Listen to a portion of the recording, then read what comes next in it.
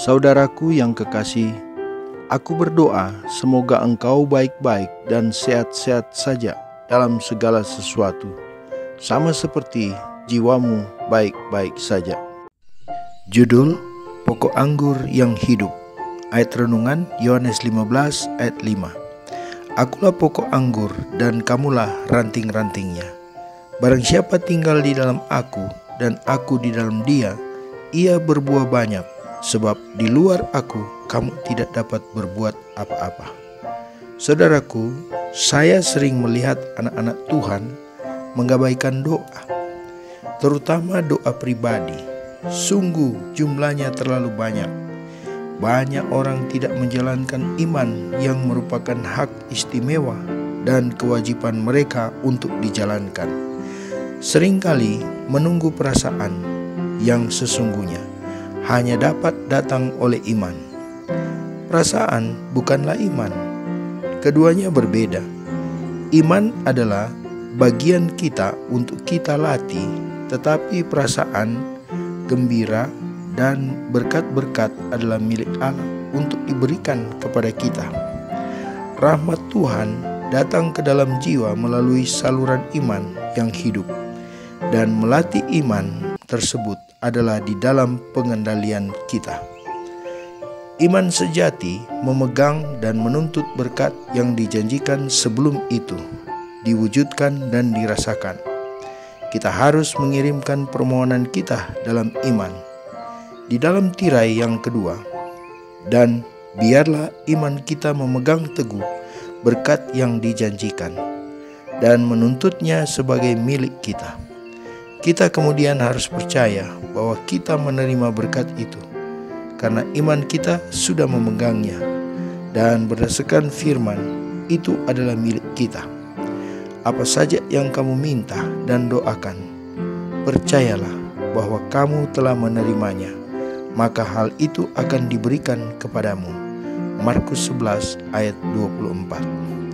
Inilah iman yang polos, yaitu percaya bahwa kita menerima berkat bahkan sebelum kita mendapatkannya. Ketika berkat yang dijanjikan terwujud dan dinikmati, iman ditelan. Tetapi banyak orang beranggapan bahwa mereka memiliki iman yang besar ketika mereka memiliki kuasa Roh Kudus yang besar, dan bahwa mereka tidak dapat memiliki iman kecuali mereka merasakan kuasa Roh Kudus. Orang-orang yang demikian mencampur adukkan iman dengan berkat-berkat yang datang melalui iman. Saudaraku, saat yang tepat untuk melatih iman adalah ketika kita merasa kekurangan kuasa Roh Kudus, ketika awan tebal kegelapan tampak melayang di atas pikiran, maka inilah saatnya untuk membiarkan iman yang hidup menembusi kegelapan dan memencarkan awan gelap.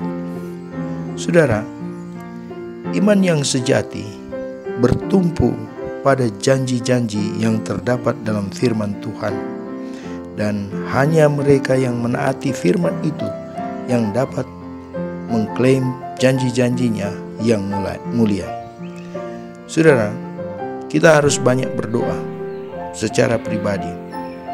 Kristus adalah pokok anggur, kita adalah ranting-rantingnya, dan jika kita ingin tumbuh dan berkembang, kita harus terus-menerus menyerap getah dan nutrisi dari pokok anggur yang hidup.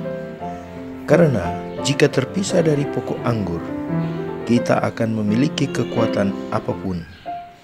Christian Experience and Teaching of Ellen G. White, halaman 126-127. Saudara, renungkan lebih dalam.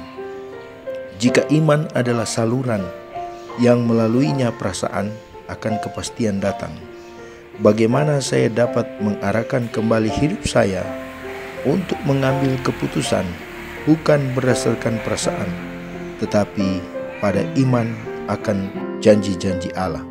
Amin. Tuhan, berkatilah semua orang yang sudah mendengar dan menyaksikan renungan rohani hari ini. Berkatilah setiap rencana dan aktivitas sepanjang hari. Lukas pasal 11 ayat 28. Tetapi ia berkata, yang berbahagia ialah mereka yang mendengarkan firman Allah dan yang memeliharanya. Amin.